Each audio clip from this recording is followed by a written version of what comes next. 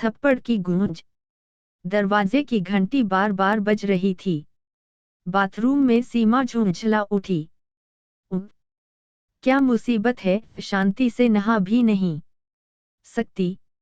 गीले बालों में टॉवल बांध बाथ गाउन लपेट हल्का सा दरवाजा खोला, देखा तो सामने रोहन था। क्या काम है रोहन? आंटी जी से कुछ काम था मुझे। घर में कोई नहीं है, अभी तुम बाद में आना। इतना कह सीमा ने दरवाजा बंद कर दिया। बिना रोहन का जवाब सुने सीमा समझ गई थी कि सबको एक साथ घर से जाता देख ही रोहन कोई बहाना ले यहाँ आया था। सीमा का मूड ऑफ हो गया। सीमा की शादी पिछले साल अमित से हुई थी। छोटा सा परिवार था, माता पिता समान स्नेह देने वाले, सास ससुर और जान झिड़कने वाला पति अमित। हर तरह से संपन्न ससुराल जिसकी कामना हर लड़की करती है। सीमा बहुत खुश थी अपने ससुराल में, लेकिन सीमा की इस खुशी में एक कांटा था और वो था रोहन। अमित के पापा और रोहन के पापा पक्के दोस्त थे। एक साथ प्लाट ले दोनों ने घर बनाया था। आपस में बहुत ही पारिवारिक संबंध थे दोनों घरों में। जब शादी कर सीमा ससुराल आई तो अमित ने ये कह रोहन से मिलवाया, सीमा ये है।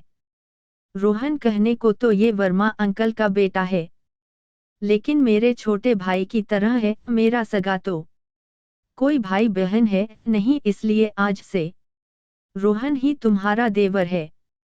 अमित के इतना कहते ही रोहन सीमा के पैरों को छूने झुक गया। रोहन के हाथों के उन स्पर्श से सीमा असहज सी हो गई। वो चौंक के रोहन की ओर जब देखी तो रोहन मुस्कुरा रहा था।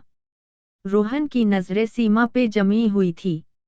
एक स्त्री का सिक्स्थ सेंस बड़ा कमाल का होता है, वो चाहे छोटी बच्ची हो या बूढ़ी महिला, वो पुरुषों के इरादे तुरंत समझ जाती है। सीमा को भी समझते देर न लगी। रोहन के इरादे कुछ ठीक नहीं। जैसा वो दिखाता है वैसा सभ्य इंसान वो बिल्कुल नहीं है। सीमा पूरा प्रयास करती कि वो रोहन से दूरी बना के रहे, लेकिन वो मौका ढूंढ ही लेता। दिन भर इसी ताक में रहता कब सीमा के पास जाने का उसे मौका मिले।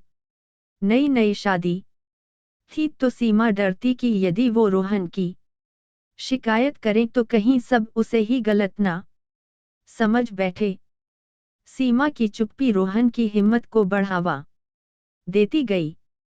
पहले वो सिर्फ अपनी आंखों से सीमा को घूरता था, अब मौका बेमौका सीमा को छू भी लेता। खून का घूंट पी सीमा रह जाती। आज मम्मी जी के भाई की तबीयत खराब थी तो उनसे मिलने अमित और मम्मी जी पापा जी गए थे। रात तक सब वापस आ जाते। सबको एक साथ घर से निकलता देख रोहन बहाने से घर पहुंच गया था। थोड़ी देर बाद सीमा से झांक कर देखा तो रोहन वापस चला गया था। सीमा से सबसे पहले घर के सारे खिड़की दरवाजों को बंद कर दिया।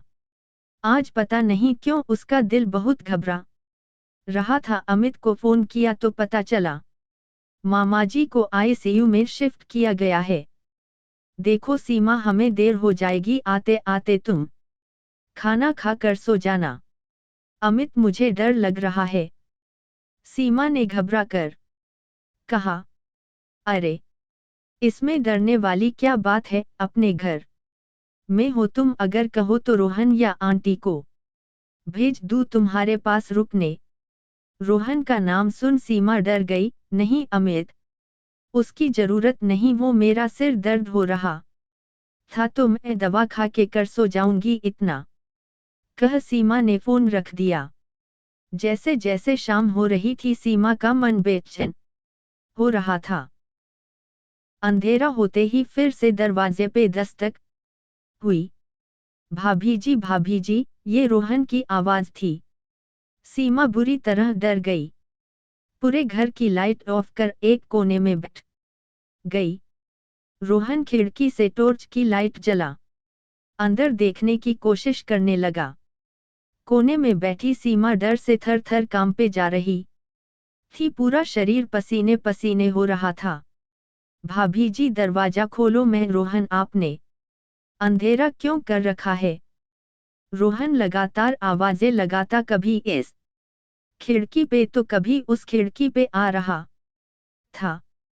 तभी गेट पे गाड़ी के हॉर्न की आवाज आई। ये तो अमित की गाड़ी की आवाज है। सूखे पत्ते सी कांपती सीमा भाग के दरवाजे के पास आ गई। घर पूरा अंधेरे में डूबा देख अमित भी चौंक गए। तभी उनकी नजर रोहन पे गई। रोहन, इस तरह यहाँ क्या कर रहे हो? रोहन अचानक अमित को देख डर गया। उसे कुछ सूझ ही नहीं रहा था। दरवाजे पे कान लगाई सीमा को जब अमित की आवाज आई तो जल्दी से दरवाजा खोल अमित से लिपट जोर जोर से रोने लगी। क्या हुआ सीमा, तुम रो क्यों रही हो?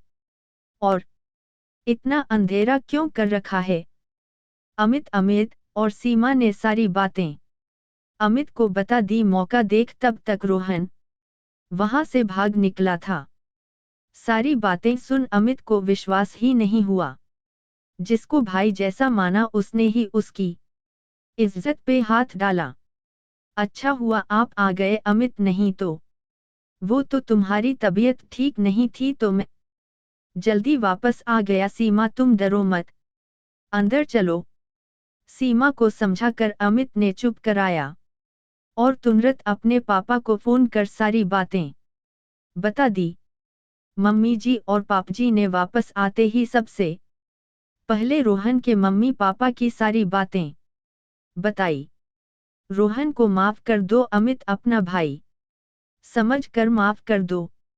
रोहन के मम्मी पापा अमित और सीमा के सामने हाथ जोड़े खड़े थे, लेकिन रोहन उसके चेहरे पे लेस मात्र का भी पछतावा नहीं था। माफी मांग रोहन, अपने पापा की डांट खा। रोहन जैसे ही सीमा के पैरों पे झुका, सीमा एक कदम पीछे हो गई और एक करारा चाटा जड़ दिया रोहन के गालों पे। खबरदार जो मेरे पास भी आने की कोशिश की तो तुम्हारे जैसे लड़के थप्पड़ों से ठीक नहीं होते। तुम जैसे लड़कों की असली जगह तो जेल ही होती है। माफ कीजिएगा चाचा चाची जी, मैं आपके बेटे को माफ नहीं कर सकती। अमित, मैं इसे एक पल भी बर्दाश्त नहीं कर सकती। इसे ले जाओ मेरे नजरों के सामने से। और अमित ने रोहन के खिलाफ केस कर उसे पुलिस के हवाले कर दिया। हमें माफ कर दो बेटा, हम सब के रहते हुए भी रोहन की इतनी हिम्मत, बड़ी शर्मिंदा हो। सीमा की सासू मां ने कहा, नहीं मम्मी जी, आप सब की क्या गलती? जब एक लड़की चुप रह जाती है तभी इन जैसे लोगों का मनोबल बढ़ता है। मेरे डर ने ही रोहन की हिम्मत को बढ़ावा दिया था।